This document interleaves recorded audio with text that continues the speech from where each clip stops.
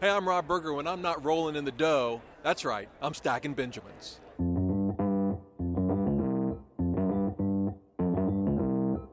Live from Joe's mom's basement, it's the Stacking Benjamin Show.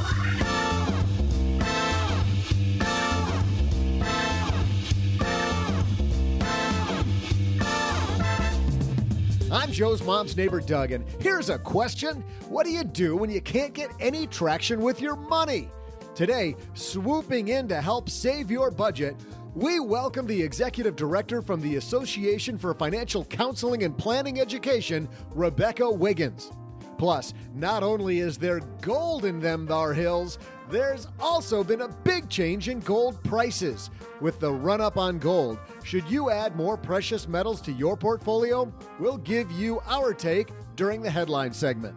Later, we'll toss out the Haven Lifeline to a lucky caller, and don't fret, I'll also amaze you with my amazing trivia.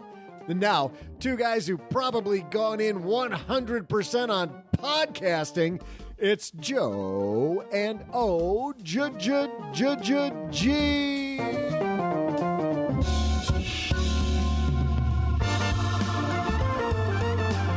That was a grievous error when we decided to go 100% podcasting. Hey, everybody.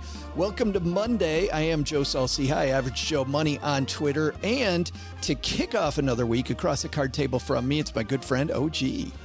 Doesn't seem like it's just flying by this whole year. August 10th. It's already the middle of August, for crying out loud. The good news is Christmas is almost here. Ho, ho, ho. Good news. But isn't Christmas going to be just another day that ends in a Y? Isn't every day Christmas? You could tell the kids today's Christmas and it would be the same. You're not wrong. You're not wrong.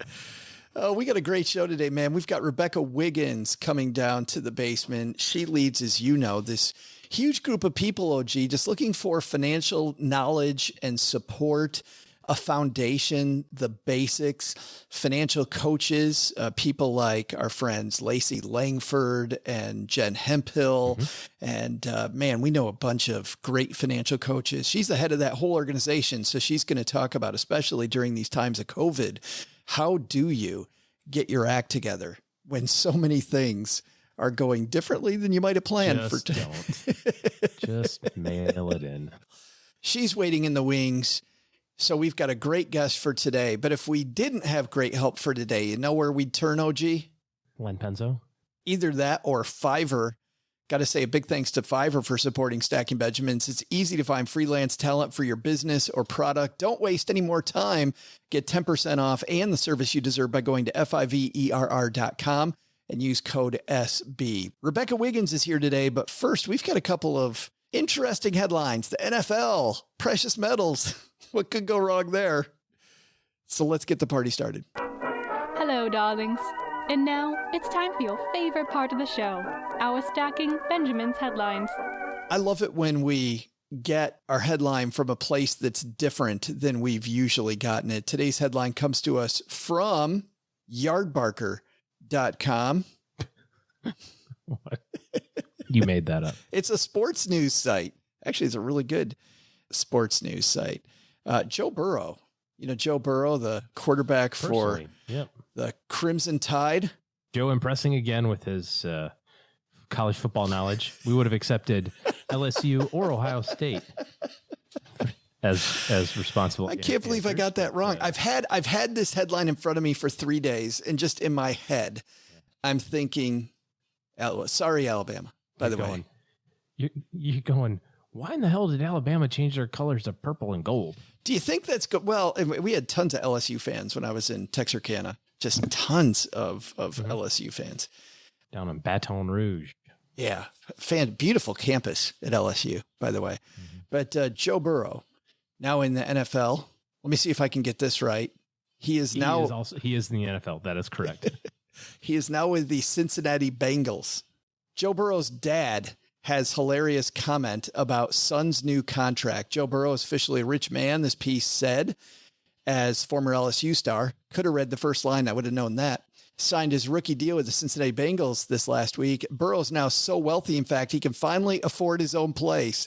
Burrows' father, Jimmy Burrow, discussed Joe's 4-year, $36 million contract during an appearance on WNXX-FM 104.5's The Off the Bench on Wednesday morning. Elder Burrow joked that his son can finally move out of his basement now. We finally got him out of our basement, Jimmy Burrow said via The Advocate.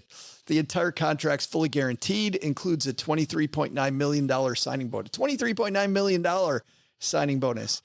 So Burrow should be able to buy himself and his parents a new house. Jimmy admitted that the Burrow family got a bit nervous during the contract negotiation process and is glad to get that part behind them. It was a process. There was language that needed to be ironed out. As a parent, you get a little nervous when it isn't a done deal. With Burrow's contract finally wrapped up, the Bengals must now focus on building a contending team. Oh boy, it's going to be a lot of focus required. just saying, Cincinnati might need a lot of focus. So getting out of the basement. What's wrong with being in the basement? There's nothing. I was going to say, they make that sound like that's a bad thing. I know. We got to tell Jimmy that, hey, having your kid in the basement at home, lots of cultures do that, OG, where the family sticks together. He should be so lucky. The kid wants to stay home, be in the basement. You can charge him rent, make him do the dishes, vacuum. There's all sorts of benefits. You know, I want to very seriously talk about, though, his contract, because Joe Burrow also was in the news. He said that he is going to pocket all of his NFL money. So all the money that comes from the NFL, he's going to pocket. He's going to live off of endorsements, which is interesting. I mean, obviously the endorsements are going to come the first couple of years. He will get a ton of endorsements. Then I think it'll depend on how he plays. But you like that approach? I think it's great. I mean, the hard part for anybody that comes into money, and this could be any variation of money, whether it's an NFL contract and you're getting $20 million, day one, or, there's an inheritance, grandma leaves you $300,000 and you came into that money. The hardest part is to do nothing with it for a while. Generally, the best course, especially when you're not used to that amount of money, is to just set it aside. But all of a sudden, a lot of times, stuff kind of comes out of the woodwork. Isn't that wild how you get money in your pocket and all of a sudden Joe's Uncle Bill wants to start a pizza franchise and, wants to know if you want in on it. Or, the stockbroker's got this really cool tract of timberland that you can buy. And, it's just the frustrating thing is that almost none of that ever works out. You can see some examples of people who have been successful outside of their field. I'm thinking of Shaq in particular, but even he had his bout with bad choices early on. The good news is that he had such a long career that it didn't devastate him. But you see so many stories about people who, are successful early, have the big windfall, whatever that is, whether they're an athlete or some, entrepreneur or something like that, get wrapped up in some esoteric type of weird place to put your money. I don't even want to call it an investment. And then all of a sudden they're broke. You got to be really careful. So I'm hoping that this is part of just a strategy of good counsel that he's receiving. He's not an idiot. He went to LSU, he went to Ohio State, so he's got a good education behind him. And so hopefully that's that. And 20 years from now, we hear about how great of a difference he's making outside of the football community. Joe Burrow, not the only one who is living a little more frugal lifestyle. In fact, we should get a hold of Joe and play him this ESPN video. Broncos running back Philip Lindsay, of course, an all-pro. Philip Lindsay, very famously in this ESPN interview, talking about living in mom and dad's basement. 1,000 yards last season. He's helping dad in the yard. His form of paying the rent. I'm showing downstairs, Pops. Oh, okay. Got my own bathroom. And got my room. Then I'm thinking about putting my TV up right here soon. How many other NFL players do you think live with mom and dad in the basement? Right now, there's probably a couple that have if you're like a 6th, 7th round draft pick. You think maybe it is just you? It might be just me, Taking care of his money, helping out mom and dad around the house, OG. What's wrong with that? Yeah, it's a great idea. Unless it's my kids, then it's not. Never going to let the OG kids listen to this episode. Just a bad idea. Oh, you're 18? I'd let them stay if they were NFL first-round draft pick quarterbacks. I'd let them hang around, but they're picking up dinner every so often. Yeah, and I'm wondering what the rent payment would be to Dad there, too. Savvy negotiator. It would be really high. Yeah. You're right. Our second headline is one that OG was all over. This is very exciting. Gold prices through the roof, OG. And I know what you've been thinking. I got to get me some of that. I saw the tweet that said, who's going to make it to 2000 first, Tesla or gold? Gold made it. And actually, it's Richie, our producer, neither of those, who found this. And Richie sent this to me because he knew that you were going to jump out of your seat here. So watch out for the table when you jump up. This is from Forbes, written by Larry Light. And the headline, ready for the headline? The headline is, "Stay the hell away from gold." Oh, all right. Larry's a smart man. Yes. I thought you were going to give us a hallelujah. A little more muted than I thought you'd be. Yeah, amen. Larry writes, Amen. The off-quoted line. Why does Larry say we should get rid of it? Well, he says that we should get rid of it because you say that. That's why. No, he doesn't say that. The off-quoted line from the Merchant of Venice is apt. Quote, "All that glisters is not gold, but gold lately has been doing a lot of glittering as the price per ounce soars to its all-time high. The question is whether this is a good thing to buy now. The answer, no. Not at these prices, because the yellow metal is notoriously volatile. Unless you're deft in and out commodities trader, which not many people are, or a long-term investor, which you should be, then gold is a problematical holding, certainly in any large amount. Gold finished last week at $18.97 an ounce, marking an all-time record. Of course, then it went over 2000, beating out the previous apex reach in 2011. Significantly, the record hit 9 years ago was during another fraught time in the aftermath of the financial crisis and the Great Recession. Then the new threat of the European sovereign debt mess seemed poised to push the world economy back into the mire. Physical gold and the exchange-traded funds and mutual funds that track it are likely to keep on ascending for a while. As Mohammed El-Arain, chief economic advisor at Alliance, explained the phenomenon in a tweet last Friday, quote, "The surge in gold continues this morning as more investors see it as one of the least unattractive risk mitigators." One of the least unattractive risk mitigators. That's funny. Adding exposure to both tactical and strategic portfolios. Too much volatility. It's just outright foolish. I mean, you can look at it and say, but it's at an all-time high. And believe it or not, I've gotten more phone calls on gold than I did Tesla or something like that, which I think is kind of interesting. At least Tesla produces something. Be impressed with their production or profits or something. Gold produces nothing. It just sits there. It produces no income, no dividends, no profits, nothing. It's just a rock, literally. And I think that, if you put a little bit more flavor on it, you recognize how foolish this sounds. The previous high was in 2011, and he talks about that, to today, basically flat over that 9-year period. So if you would have invested at the last time that this was the hot thing, the hot commodity, literally speaking, you would be even money. And so you just got to compare that to other types of things over other periods. What was the S&P in August of 2011? 1,100, 1,200, something like that. And imagine if you had the choice between buying gold or buying stocks. What should you buy? Stocks. What about, this great magical inflation hedge that everybody keeps talking about? Largest period of inflation in our history that you and I can remember is early 80s, right? So gold settles in early 80s, give or take about 800. Today it's at 2000. You'd say, oh, there you go. I'd take that. Yeah, about 2.5 times. Yawn. Freaking consumer price index is up more than that. So anyways, stay away from this nonsense. Even without any of the long-term commentary that you're talking about, buying something when it's super high, buying into gold. Now, the stock market high, low, who knows? Because the stock market over time is a reflection of a growing economy.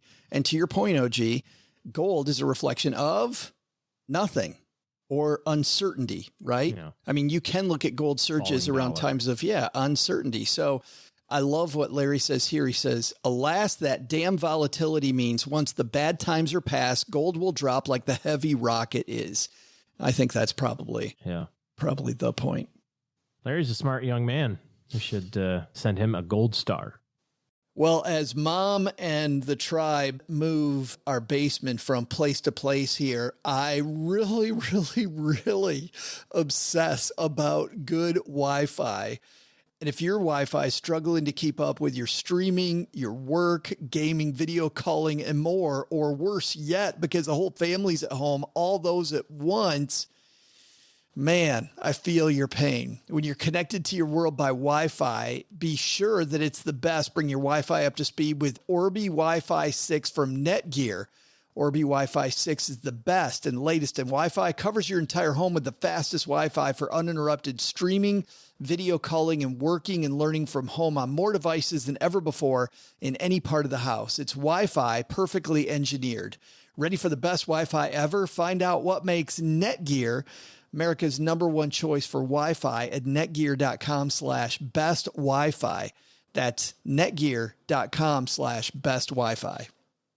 I think our takeaway #1 from Joe Burrow and his contract and Philip Lindsay living at home, I think there's a big aha here, OG, that we don't need to tie our income to our expenses, meaning just because I'm making money hand over fist in the NFL, or I get a 4% raise at the factory, whatever job I have, beyond making sure that you spend less than you make, what you make and what you spend are really two different things. They should be. I think that is takeaway #1. Disassociate the two. And then lesson #2 is gold looks nice on a chain, but as an investment, don't go pile all your money into it, especially right now.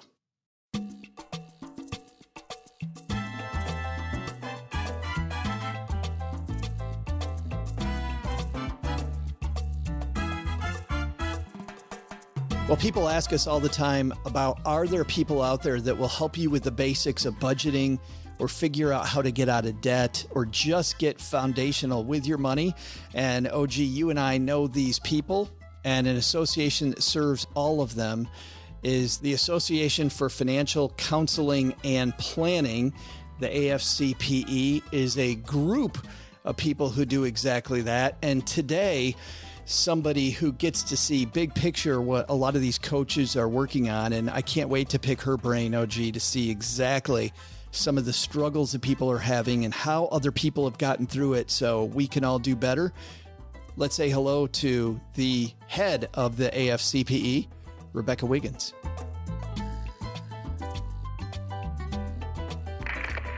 And here she is on My Dad's Shortwave Radio, our new friend, Rebecca Wiggins. How are you? I'm doing well. How are you doing? Well, I'm fantastic. And I'm doing even better now that once I found out that you and I have a bunch of stuff in common, but most namely that you, like me, were a rock star with money in college. Like you were just fantastic with cash in college, Rebecca. Oh gosh, I don't like to relive those days. I've learned quite a bit since then, but yes. I heard this story from my friend Jen Hemphill, who has a great podcast called Her Dinero Matters, that you didn't have money to get to the airport one day. Oh, it was awful. It was humiliating. First semester of college, I had a roommate who was getting money from her parents every month so she could spend as she wanted to. And I had a work study program that was supposed to be my spending money, but of course it wasn't enough to keep up with what my friends were doing. And so I just kept spending. I had no idea. I mean, we just weren't taught a lot of those basics. I didn't have a lot of opportunity to manage my own money before I went to college. And so by the end of that first semester, it was just, I will never forget going to get the money out of the ATM. And I didn't have enough. I think it was like $30. I didn't even have that in my checking account. My friends were great, but it was still embarrassing. What kind of stuff did you spend money on in college that you regret? Probably, things you don't even remember having, probably clothes. probably was my biggest thing. I gained some weight. That's typical freshman year. Yeah, the freshman 15. Well, we even talk about that now. I mean, we talk about people stuck at home, spending a lot of money and gaining the COVID-19. So yeah, exactly. Although some people, I think with this are finding, there's the COVID pandemic, I think, is running the gamut in terms of how it's impacting folks. But, there are people who are saving some money right now because they're not doing the usual spending on some of those things like going out to lunch every day. And so it's interesting how it impacts everybody so differently.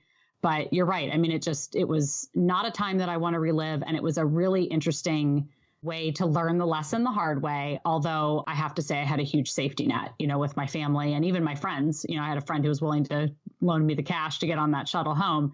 But it was a turning point for me to realize how much I needed to really take this seriously and start managing my money a little bit better. Did your parents know you had a spending problem? Well, they did after that.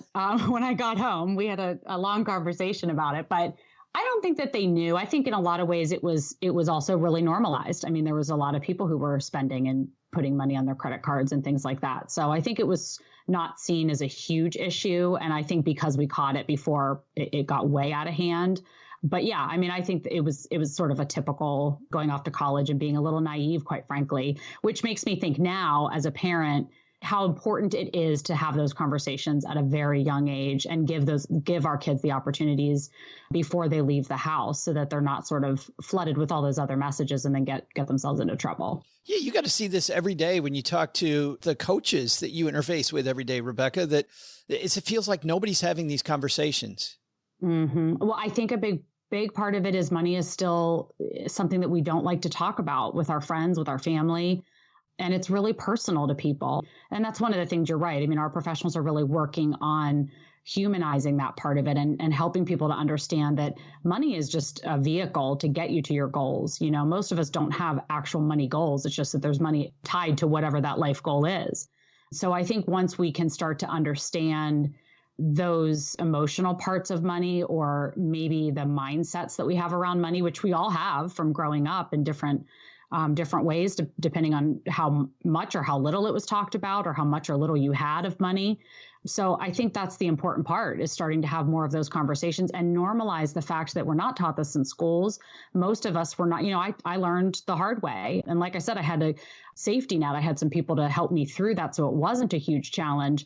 A lot of people don't have that. And so I think to just be able to understand that you're not alone, and there are a lot of people who make mistakes along the way, and how do we help each other through that? And so that's a big part of what our professionals do. Was that the turning point for you, though, with money? Was that time, or did you continue to mess up like I did? Like I should have totally, there were about 15 times when I should have seen the sign, and I'm just like, no, I'm going to keep screwing this up. I'm going to make sure I'm completely messed up beyond recognition before I actually do anything that's constructive. Yeah. Well, I think that's normal.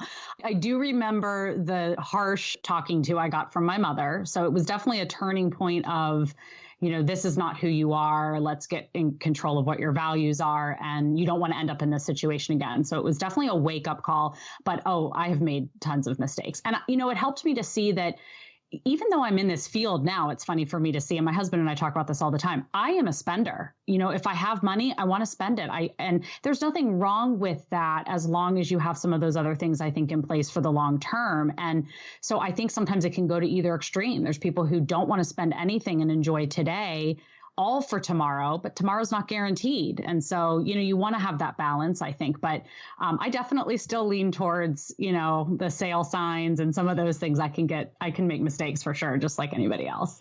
You became executive director then of the AFCPE. And I'm just wondering, because I became the president of a nonprofit. Is it the sort of thing like it was with me, Rebecca, where you accidentally miss a meeting and then you come back and you find out you're in charge? You've been nominated. Yeah. Right. We call that being voluntold. Right. It was a strange path to get to where I am. My background was actually in music performance, my undergrad degree. That led to, I was very lost in college. That was the only sort of thing I knew or that was familiar to me. And I, could get some money to go to school for. So I did that, but I had no idea what I wanted to do. So I did a lot of internships in the education and outreach in the nonprofit space, but obviously focused in the arts. And, it was like one thing led to another. And I ended up meeting someone who worked at AFCPE, and they needed someone to run their grant programs, which was really kind of similar skill set, just different topic area. And so I started at AFCPE, and I did a lot of the roles. I started with the grant funding programs in terms of financial education, mostly for the military spouse program. And then we did one really cool program for marriage and family therapists around, again, training them on money, because it's such a big issue within relationships. And then, just held different positions within the organization. It was very small at the time. There were only a couple of people on the team. And so I had that opportunity really to learn new skills and new parts of the business. And then eventually took over as executive director. And it's been, what year is it? 2020. It's been 8 years since I've been in this role. But I've been with the organization for over 15 now. And so it's been such an honor, really, because I've learned so much. I've grown a lot as a leader. I've learned a ton from the people that I've worked with. I mean, we have such a tremendous team and board, and our professionals they are what feed us to do the work. I mean, they're so passionate about working with people, so empathetic, so driven to help people with financial education. And so it honestly makes the job such a joy. I love what I do, and I love the people that I work with. Well, and I also think, though, Rebecca, coming at it from the outside too gave you this real perspective. And I would imagine that if you're somebody with a music background, like just being curious about all of these cool areas of money topics that people don't look at, I would think would be fascinating. Yeah, it's funny because, I think sometimes you think as a youngster that like the path is going to be this straight path to where you get. I would never have imagined this is what I would be doing in my career. But you're right. I think when I stepped in, it was actually what made me feel the most insecure and have that sort of imposter syndrome at the very beginning. Was like, well, this isn't my field. And I did go back and get my master's because I wanted to learn that and make sure I understood the content area better. But you're absolutely right. I think that was the greatest gift, was that I was sort of from the outside, and it allowed me to really listen. What were the professionals saying? What's needed in the field? What does the organization need? But I think you can also come at things more from the client perspective, from the average person listening to the show perspective. Because I know a bunch of money nerds like you do. And a lot of times they're people that know finance, so they know all the jargons, all the acronyms, all the stuff that they find fascinating, that all my non-finance friends find to be boring as hell. Like, That's right. Roth IRA, 401k, like we've got the most obscure titles for all of these things that people should be saving into.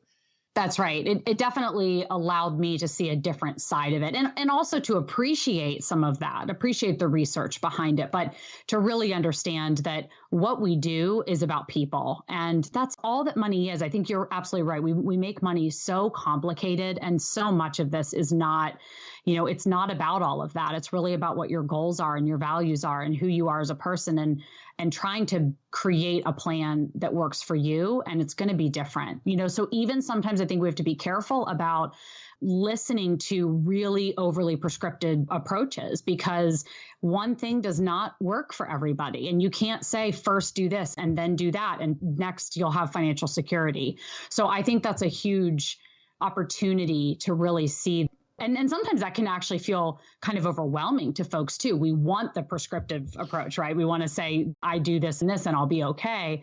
But I think if we can allow a little bit more of the nuance into the discussion and understand everyone's different, your goals are different than my goals. So it's not going to be something that works for everybody just to put everybody into the same plan. Yeah, I think that's where the one-on-one comes in, because everybody is a different starting point. Two things I want to talk about: overspending, and then about coaching. And by the way, before we get to that, I just want to emphasize what we just talked about to everybody, because I think it's such a powerful point. Like, you had imposter syndrome, and yet being able to have this outlook where you didn't come from money gave you some empathy. And I find that whenever I go into a new area, looking at it as an outsider looking in gives you this great perspective. And I think we forget that all the time. Like, I have to know more, where really just because you're human, you know a bunch about what people are doing. But when it comes to overspending, when you talk to coaches, where are most people messing up? It's a complicated question, because as you'll find with, I think, any financial question, the answer is usually it depends. But I think that the answer lies in, it usually is that people are overspending in the areas that are easier to miss, like food, for instance, eating out, or things that accumulate that you don't necessarily think about as often. So you're thinking about the bigger purchase. That one hits a little harder when the bill comes. You know that you've put that money towards furniture or car repair or something like that. But when you're eating out every day, at the time, it might seem like no big deal. That's a $10 lunch here and there or a $5 latte. But those are the things that I think add up the most and can derail even, good plans. I think that's usually where most people are finding that they can cut, and where they're overspending is like their food or eating out, some of those things that are seemingly less in cost, but add up quite a bit. It's funny because my next question is going to be maybe an easy fix or two that we can set people on to fix that. But I think before that, I know something about coaches. I know what you guys talk about a lot is getting behind. Like, why am I eating out every day first? Yeah, I think that's the key, is actually going to be, because it depends for everyone. It's important that the first step is take a look at where you're spending. Maybe for a month, you track your expenses, no judgment, don't change anything, just, see where it's going. And then, start to think about, what are your values? What are your goals? If your goal is to save, either to buy a home or to put money towards college education or whatever, that longer term goal. Sometimes that's hard because you want the coffee today. That doesn't seem like that much to spend on. But when you can think about what your goal is for the long term, it helps you to see that, buying that $5 coffee really isn't going to help me. I really need to put that aside. And so I think for everybody, it's going to be different. Somebody might have a different area in their budget that they are just blowing out of the water, and it has nothing to do with food, but they could cut that as well.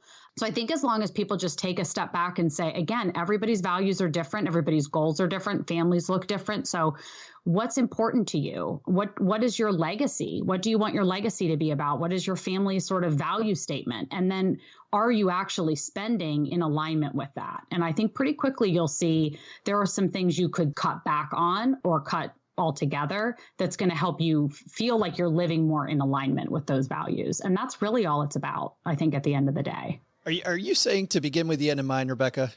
Because that's crazy talk. It's just crazy talk. But it is funny. And by the way, a game I used to like to play with clients when I was a financial planner was first, and this is an awesome game. And it's only awesome if you don't take it seriously, if you think of it as fun. And it's this. I would send my clients with this worksheet and have them write down all the different places they think they spend money in a month and then track it.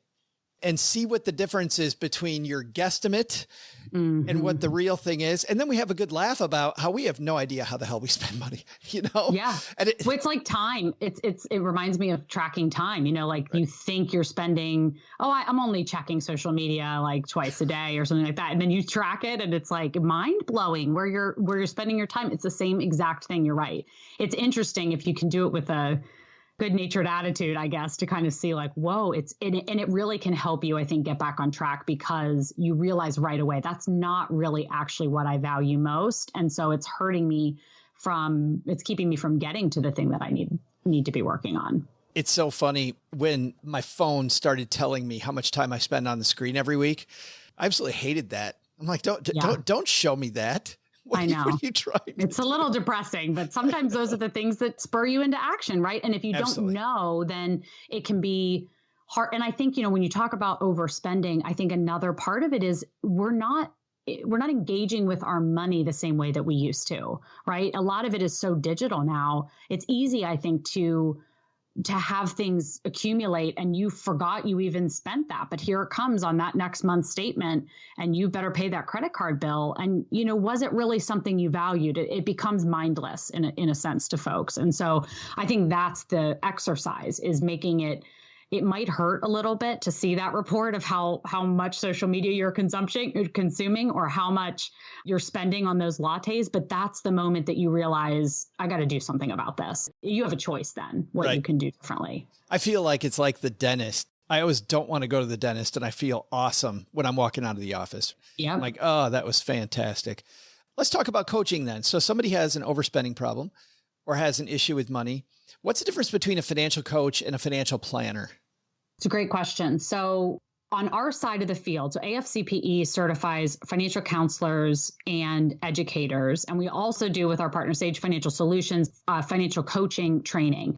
There's a little bit of nuance in between all of those approaches in terms of how the professional shows up with the client.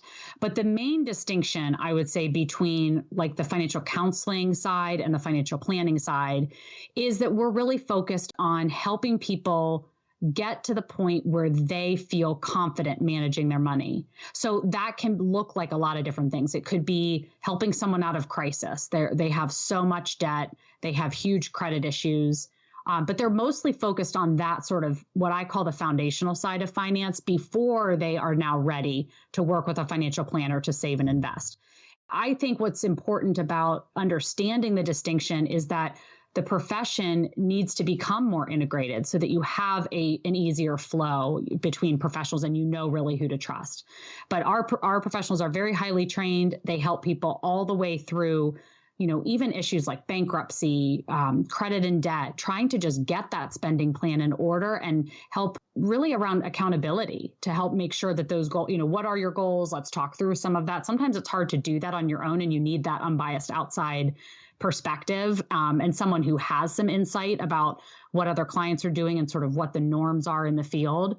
But then they help you stay accountable to that goal and get you to the point where you're saving and investing. And then they would refer on. I mean, they're not licensed to sell investment products. And so they would refer to a certified financial planner or a licensed financial advisor, that sort. How does that relationship typically work? Like, do I go in for a first meeting and then I have a series of meetings to set up my budget? How does the typical person, I know it's going to be all different depending on the individual, but just typically, what does that look like? You're right. It depends. Some people come in and they only have a couple of questions and they need one particular area sort of shored up in their lives and then they can get on their way. But most people are going to come in.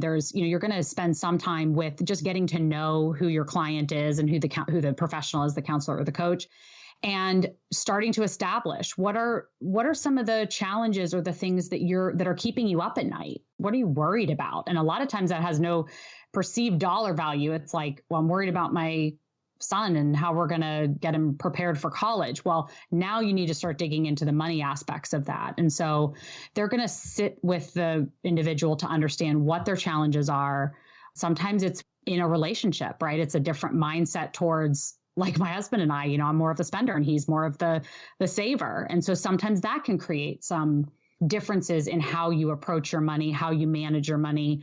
And so there's a lot of that, just understanding what's bringing the client in, what are their questions, their concerns, their challenges.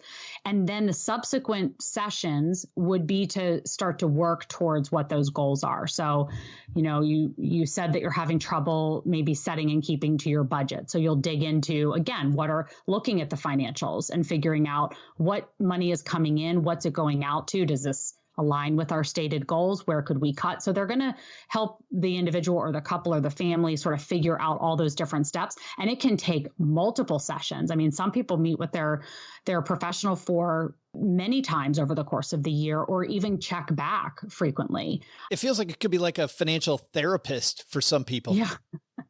Yeah. And actually financial therapy there's another organization that really focuses more in the therapy space, which is much more into like the mental health aspects of it. But you're right. Our counselors are really understanding the emotional undercurrents that money brings to all of our lives.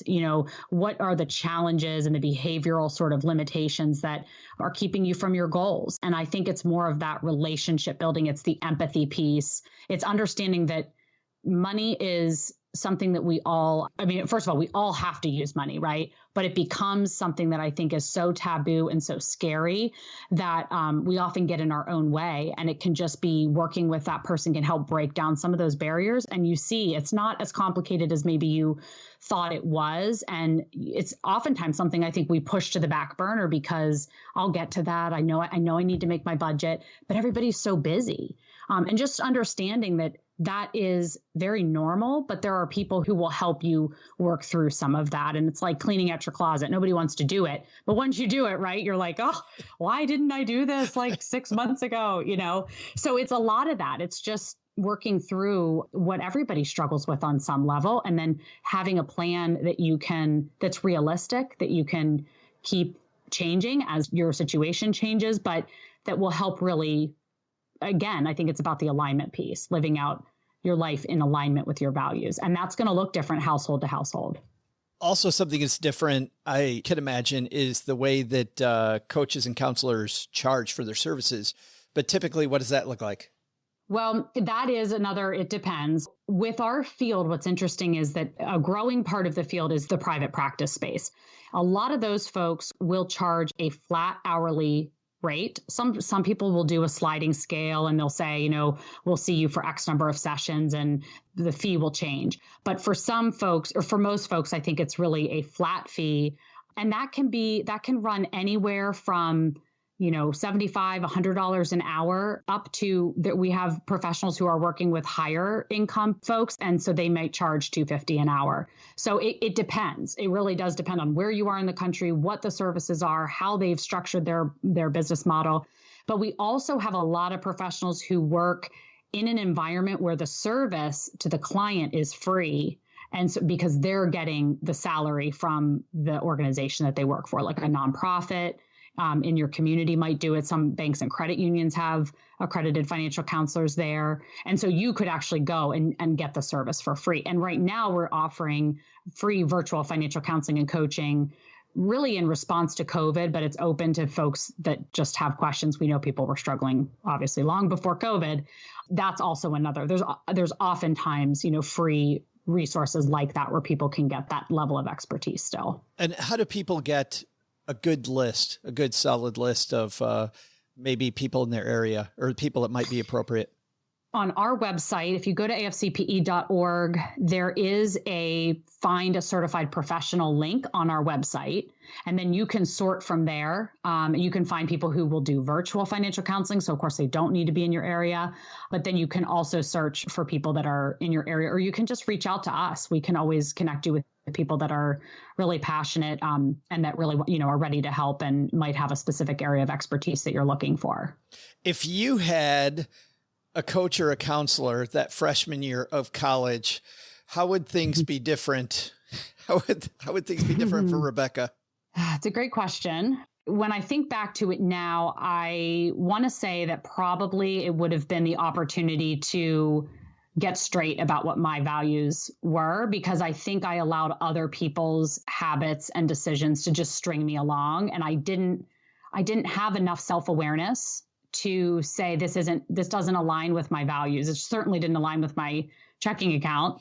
But at the end of the semester, not being able to buy gifts for my family for the holiday was actually devastating. I remember just being so upset about it and so disappointed.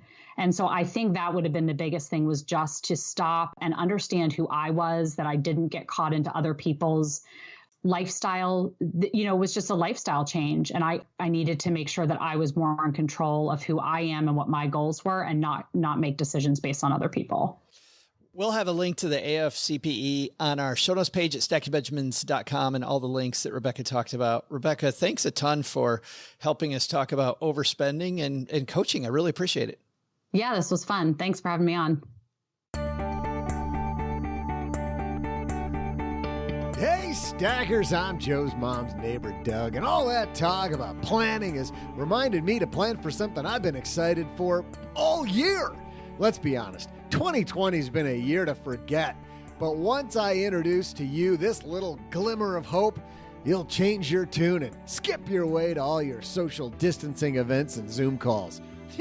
I just gotta say, sometimes people forget just how sophisticated good old neighbor Doug truly is. But before I clue you in on this little treat, feast your ears on today's trivia question. On this date in history in 1955, the minimum hourly wage was raised to $1 per hour. So the question is, how much is the federal minimum wage today? I'll be back with your answer faster than you can ask your boss for your own raise. Hey, Joe, something we got to talk about, man. All this talk about what we can control, guys. One thing that we can control is how we look. I mentioned the other day that In a recent coaching session, I made a list of things that I can control that I wanted to do differently. And one was the way that I dress, but even more specifically, wearing a watch. Because remember, being the best version of yourself extends all the way down to the way you dress. Even if you're not a watch guy, remember, there's always going to be an occasion where you want to look polished and put together. For example, interviews, networking events, conferences, even dates, anniversaries, or weddings. It's funny, when I was a kid, I used to think that pocket watches were absolutely badass. And now I just think whenever I see a guy wearing just a plain watch, I think that's somebody who pays attention.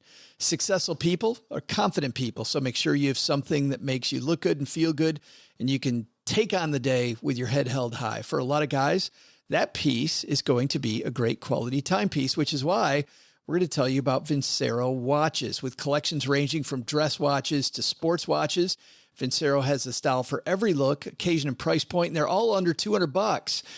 That's why they have over 22,000 five-star reviews on their website that you can go read for yourself. If you haven't read about the guys behind Vincero and you're at all interested in entrepreneurship or people finding their passion, people went 100% in on it and had to pay off, you got to check out not just Vincero watches, but also their story. Both are truly amazing. So because you're a stacker, we're going to help you spend even fewer Benjamins. Don't overpay for a watch that looks cheap and disappoints, especially for stackers. Vincero's offering 20% off their already affordable watches. Go to Vincero watches.com/Benjamins. And the coupon code Benjamins will be automatically applied at checkout. Don't you dare pay full price at checkout. Use the stacker link to get the discount. Vincero watches.com/Benjamins. It's a buy you won't regret.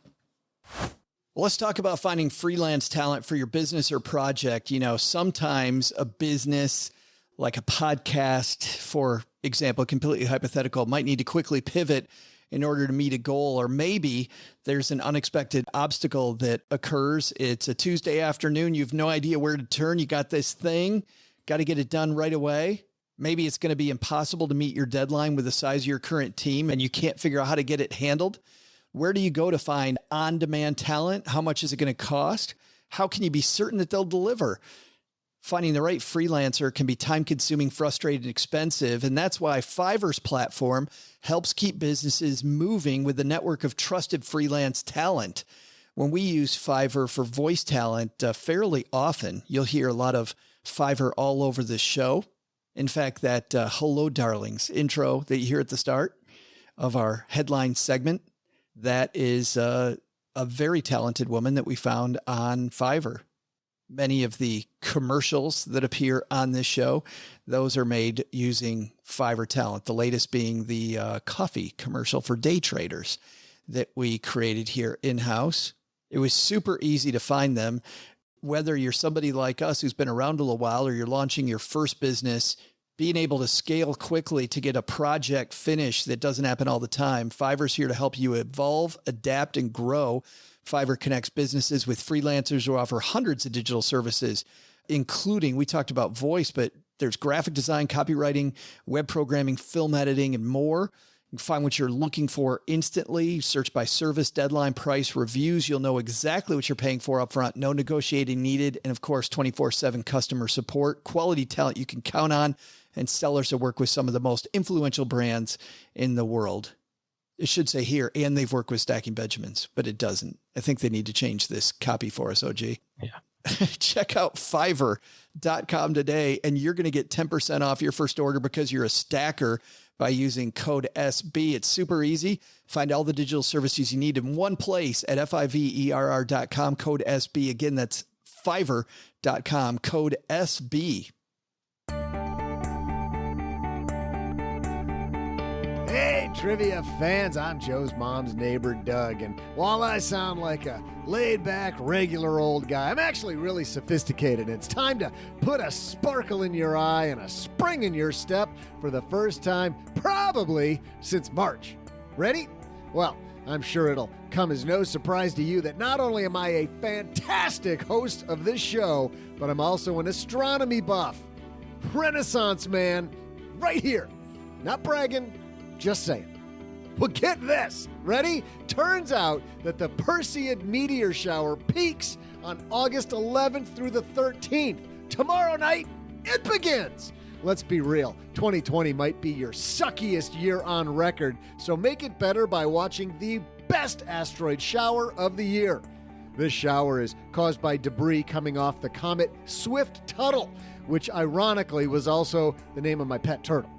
The show will be coming from the same spot in the sky as the Perseus constellation, so get out your astronomy apps and feast your eyes. Hey, speaking of eyes, for you non-astronomy experts, just give your eyes about 20 minutes to adapt to the darkness and get away from the city lights if possible, and then enjoy the show. Almost as much as you enjoy this show. You know, during its height, you can expect to see 40 to 50 meteors per hour. Now that I've salvaged your year, let's get back to today's trivia. You didn't know where this was going, did you? The question was, how much is the federal minimum wage today? Since 1955, the minimum wage has increased from $1 up to $7.25. Whoa, wait a minute. $7.25? I think I got to go do some calculations. Or hey, Joe, now we got another thing to talk about. Nice job on the trivia. It's funny that OG knows exactly what minimum wage is. What I pay my kids. Agreed. Are you going to go outside and see the meteor shower tomorrow? Next day? No. I think your kids would really find it. Right. I'll just wait till next year. Really find it fascinating. You know, I don't get many opportunities. Well, it's too bright here. Well, that's what I was going to say. I don't get many opportunities being in the mountains of Vermont. I think this might call for Cheryl and I waking up early one day or staying up late. And it requires getting up early? Yeah, definitely not. He's like, and cut. Yeah, not good. It's on YouTube somewhere, right? Like I can watch a video of it. I've got a big TV. I'll turn all the lights out in my living room. I won't be. Oh, that was a big one. I won't be surprised if tomorrow night I tell you that I'm headed out, and you're like, "Hey, could you video that for me?" Yeah, put that on Facebook Live, and then I'll watch it tomorrow. That would be great. I saw an asteroid, meteor, whatever you want to call it. I guess there's different definitions, right? Like it's a meteor, then it's a meteorite, depending where it is. But I saw one as I was flying once. Oh, come through the atmosphere. It was pretty cool. And then I got thinking, like, holy crap, if that thing actually hit an airplane. I was just thinking that. What kind of damage would that do? Especially a teeny tiny one. What kind of bad lottery have you won to have that happen? I mean, the statistical probability. Exactly. The same time a lightning bolt strikes you. I thought you knew that it was probably your time to go. Hey, let's throw out the Haven Lifeline and tackle some of life's most important questions. Speaking of going down the plane, how about talking about life insurance for a minute? Our friends at Haven Life Insurance Agency. By a meteor. It's horrible. They put what you value first, probably not getting hit by a meteor and living in mom's basement. Telescopes, yes. It's actually loved ones in your time, but I could see the OG family gathered around the telescope. That'd be fun. It's why they made buying open aperture camera. Oh, yeah. A friend of ours, son has done some of those. Have you seen some of those that our other friend Doug's kid yes. have done? Good stuff. Mm-hmm. It's your loved ones in your time. That's why they made buying quality term life insurance actually simple. So you can be gathered around the telescope or in the plane as the meteor hits you instead of getting life insurance. Head to stackingbenjamins.com/Haven Life now for a free quote. Their application is simple. It's online. Prices are affordable. Policies issued by their parent company, Mass Mutual, more than 160 years old. StackyBenjamins.com/Haven Life. Hey, today we got a letter into the basement. Doug just brought it down here, and this one comes to us from Jim. Jim writes, hey, Joe, hope you and OG are staying safe. This is a mix of relationships and money. My wife and I live in Washington, D.C. We make $175,000 a year and have saved up around $200,000 for a down payment on a house. We have no debt, a $30,000 emergency fund on top of the $200,000, and regularly put money into our 401ks and IRAs. We luckily haven't been affected by C-19. After speaking with some lenders, we feel comfortable buying a house up to $900,000 here in the DC area. My in-laws have generously offered us $250,000 to help with a house. 3 exclamation points there, OG. 3 of them. Because this huge amount exceeds the max yearly gift, they want to structure as a family loan, one that we won't have to pay back. I have a couple questions. 1, will we have to pay a minimum interest payment to them? 2, would it be better if they would co-sign on a house? 3, is there any way they could give us that large sum of money without burdening themselves with a big tax bill? My wife is fully on board with taking the money. She now wants to extend our house budget to $1 million. She is comfortable with that. Saying yes or no will both have some impact on my relationship with the in-laws. If we say yes, then we'll technically owe them a lot of money, making me feel uncomfortable. If we say no, they may be offended since my wife's sister's already accepted the same amount of money from them. I know this is a complete first world problem to have, but I'd appreciate any advice you have as an older couple men giving advice to younger men. My wife and I have been married for a year. Thanks, and keep up the good work, Jim. Must be nice, Jim. Must be nice. Somebody wants to give me $250,000 and I'm not quite sure how to take it. How do I have that happen? Yeah. Gosh almighty. So a couple of things that I thought was really funny that you said. You said, I want to structure this as a family loan that I never have to pay back. Well, guess what? It's not a loan then. It's a gift. And therein lies the big distinction as it relates to an estate planning question, gifting problem, planning problem, so to speak, which is to say that if you give somebody money, that's fine. If you loan them money, that also is fine. But you can't loan somebody money and pretend it's a gift, or gift somebody money and pretend it's a loan. It just doesn't work. This is a really easy thing. So without answering all of the questions, I can just tell you how to do it. There's a lifetime gift amount one can do, and it changes from time to time. But here's the cool thing. You don't have a statute of limitations on when you have to report the gift. So that gift exists. I would take the money. I would make a notation, or have your in-laws make a notation, talk to their tax person and their attorney to obviously document all this sort of stuff. But then later on, they can decide how to deal with that. They can claim it as a gift 25 years from now. They can claim it as a gift on their deathbed. They can claim it as a gift as part of their estate plan when they are already passed away. There's lots of different places to put it. And as of now, there's not a rule that says you have to fill out that gift tax form and use it. And even so, even if you did, there's still not a taxability issue because you're just using your lifetime gift exemption, which is $1 million. So really, you're not even using that. You're using $125K for each person, and really, you're not even using that. You're using because you got the one-time exemption each year. Well, so, for each person, even mom can give you 14, dad can give you 14, mom can give daughter 14, dad can give daughter 14. So now you got 56,000 that's gone out of that. So now you're really looking at, like, even if you did, you'd file a gift tax form of something like maybe 90 or 100,000 or something. So long story short is this: take the money, say thank you, recognize that they now get a say in your house, paint schemes and that sort of thing. They'll pretend that they don't, but they most certainly will. Oh, well, some of this is ours, which would just, that to me, that one statement, if it ever came out, would cause me to refinance the house and give them back their $250,000. But yeah, I would have them talk to an estate planning attorney, verify what I just said, take the money, be happy. Buy a smaller house, save money, live in mom's basement like us. Go find a $248,000 house, pocket $2,000 and buy a sweet TV. Bam. And with all the money that you're saving, you can probably afford the Xbox and 3 or 4 video games too, Jim. Just saying. Yeah. The new Xbox even. So yeah, so take the money. Don't go too crazy on the spending. I know obviously in the DC area, the house prices are much higher. Just be aware also, I'll add this, the documentation of that, loan amount is going to cause some consternation during the mortgage process. Just be aware of how to deal with that. You got to talk to the mortgage banker about, what to do. But otherwise, I wouldn't worry about it. I wouldn't let mom and dad worry about it.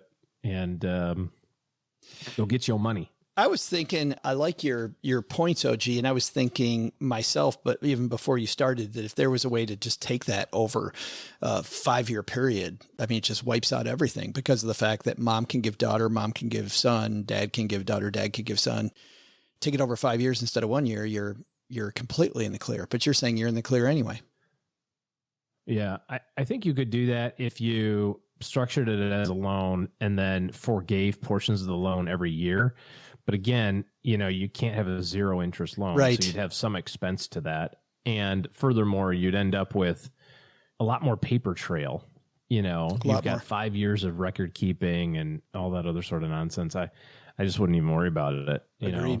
Yeah. Because one of two things are going to happen. Either they're going to have a lot of money when they die and you're going to pay taxes, or they're going to be broke when they die and you're not going to pay taxes. So either way, I wouldn't worry about it until they've passed away, and then you deal with it at that point. And they deal with it, frankly. You don't even deal with it. Thanks for the question, Jim. If you've got a question, you can write to us, joe@stackingbenjamins.com. Or if you'd like to get a sweet Greatest Money Show on Earth t-shirt and help the show, send us a voicemail, send us a voice memo. It's really easy to do. There is a microphone right on the site. If the device you call in with has a microphone on it, you just press the button and start recording. It's stackingbenjamins.com/voicemail, and OG and I can answer your question. Hey, just a couple housekeeping notes before we say goodbye for Monday. Number one is big thanks to everybody who's left us a review of this year podcast. Mom puts them on the fridge, and during her Zoom calls now with her friends, she always seems to put herself right in front of the refrigerator so she can show them off to friends. And, now that we're in the new house in Vermont, she's loving showing them the new place, but always seems to start with the fridge. And today, going to say thanks to Schadenfreude45, which is a heck of a name. Imagine the playground abuse you get with Schadenfreude45 as a name. 5 stars. If only is the title. If only the SB podcast provided solid financial advice. If only the SB podcast entertained and amused listeners. If only the SB podcast made my early AM run a truly pleasant experience. If only, ... Big thanks to Schadenfreude for that one. That is great. Mom is very, very proud, which makes us happy because, as you know, OG, if mama ain't happy, ain't nobody happy. And second, if you're somebody who needs more financial help in your corner than either Rebecca and her team of financial coaches can provide, or more help than a podcast, which tries not to teach you anything, can provide, well, OG and his team of financial advisors are taking on clients. Head to stackingbenjamins.com/OG, and that will hook you up with their schedule, and they can talk about how they can interface with you to make your financial planning better. All right, that's going to do it. Hey, guess what, OG? Coming up on Wednesday, I know longtime listeners are going to love these words. Len Penzo's sandwich survey coming up. Every year we talk about inflation in probably the most fun way possible. How has the school lunch sandwich changed? Of course, what's funny is, don't we call the school lunch sandwich for a lot of people this year the sitting at the dining room table at home sandwich? Yeah, right. Going to be an interesting year. Sandwich prices, though, are what we're talking about, not the state of school. So we will steer clear of that one. But coming up on Wednesday, Mr. Penzo back in the basement. All right, Doug, you've got it from here, man. What should we have learned today? So, what should we have learned today? First, take a lesson from our headline. Moving in with mom? That's probably the answer to all of your questions about money. Trust us. Second, take a lesson from Rebecca Wiggins. A solid foundation is easier to build when you have help. It doesn't need to be a professional coach, but between accountability and expertise, letting others in can help you climb the mountain faster. But the big takeaway? Crisis averted. When I heard that the minimum wage was over $7 an hour, I'll admit I freaked out. But luckily, Joe calmed me down by explaining that I love this job and volunteering half my time to help the show, and that is a very commendable and noble thing I'm doing. He's got a point. I am commendable and noble. And with the other half of my pay, he explained the fact that I play around the other half of the time, so they can't pay for all that. I guess that makes sense. But and this is the best job ever, and you can't ignore the logic of his argument. So, I guess $0 per hour is kind of a fair pay. Big thanks to Rebecca Wiggins for joining us. You'll find more on the AFCPE and how they can help build a financial foundation for you or a friend at their website, afcpe.org, or on our show notes page at stackingbenjamins.com. I mean, that's a lot of letters to remember, and AFCPE. So just go to stackingbenjamins.com and you'll see everything you could ever want to know about the show, but not nearly enough about me, but all the other show stuff, you'll get it there. This show is created by Joe Saul-Sehy, produced by Richie Rutter-Reese, and engineered by the amazing Steve Stewart. Online, visit us on Twitter at SBenjaminsCast or on our Facebook page. I'm Joe's mom's neighbor, Doug, and if you could only know what it really smells like down here. SB Podcasts may receive payment on the show from sponsors and guests in the form of books, giveaway items, discounts, or other remunerations. That's a big word. There's no way you take advice from these dorks, but like Joe's mom always says, don't take advice from people you don't know. This show is for entertainment purposes only, and before making any financial decisions, consult with a real financial advisor.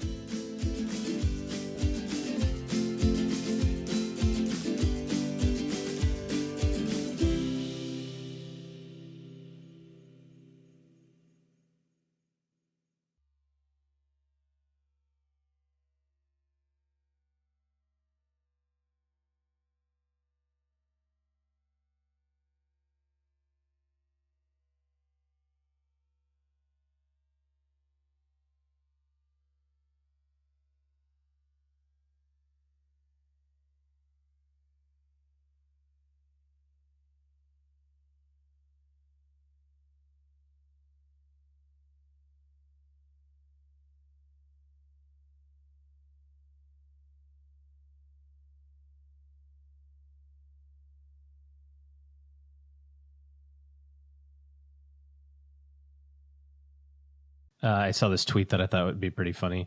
I miss the early innocent days of the pandemic when people would tweet, quote, Shakespeare wrote King Lear in the quarantine. And we nod our heads and think, yeah, good point. I'm similar to the most successful writer in the history of the English language. I'll finish my novel right now.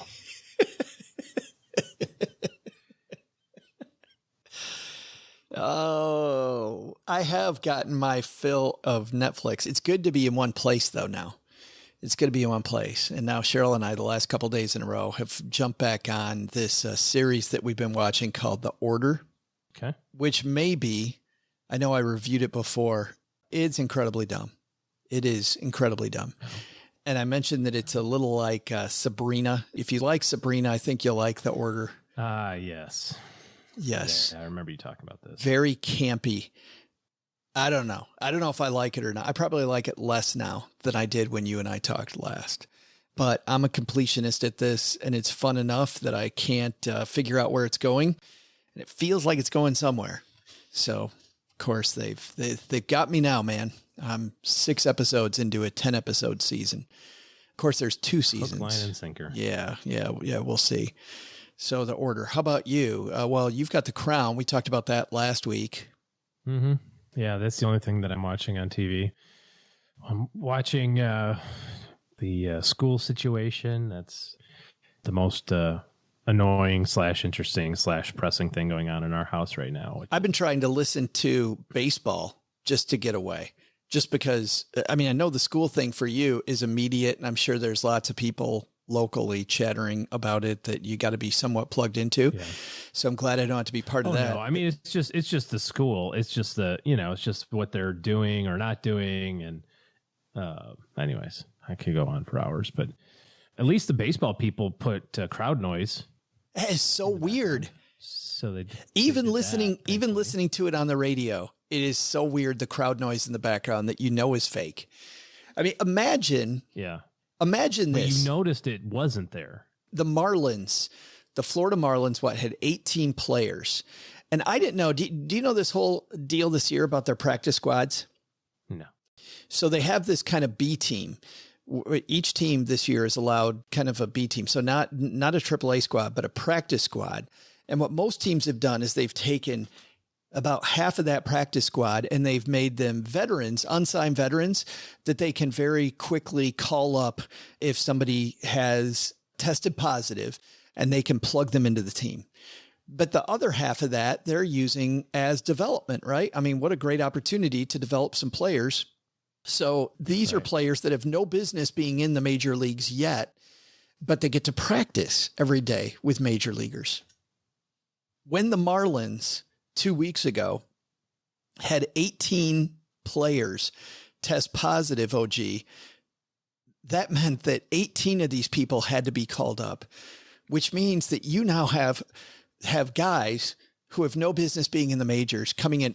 But imagine not just that, being Derek Jeter, their general manager, going, oh boy, I got to swap out 18 people, which these practice squads I don't think were ever meant to do. But the second thing is, imagine it being your first major league at bat.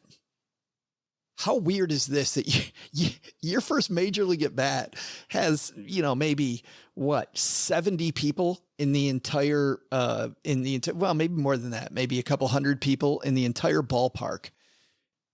And you're taking your first major league swing in front of this empty stadium, pumped in crowd noise and go, go, go music. Yeah. And you're getting your major league debut. And you're not going to hit it because you're like a 43-year-old truck driver from Omaha that they've called up. So gave up on baseball 4 years ago. They're bringing you back. So speaking of that movie, man, like, that's that movie. That movie. There's a movie called The Rookie. Or The something. Rookie. So good. What team was he playing for? Tampa Bay, right? Who knows? I didn't watch it. Oh, you didn't watch it? Baseball and baseball. Baseball's so fun. I'm so glad baseball's back. It made the car trips that we had recently much more palatable. Not palpable. Palpable is a whole different thing, isn't it? It's a different word. Yeah. I'm not getting anything right today. It actually made him palpable. Made him palatable. Yeah, palpable. I could feel the platable. I could feel the palpableness, the palatableness. You could feel my palpableness.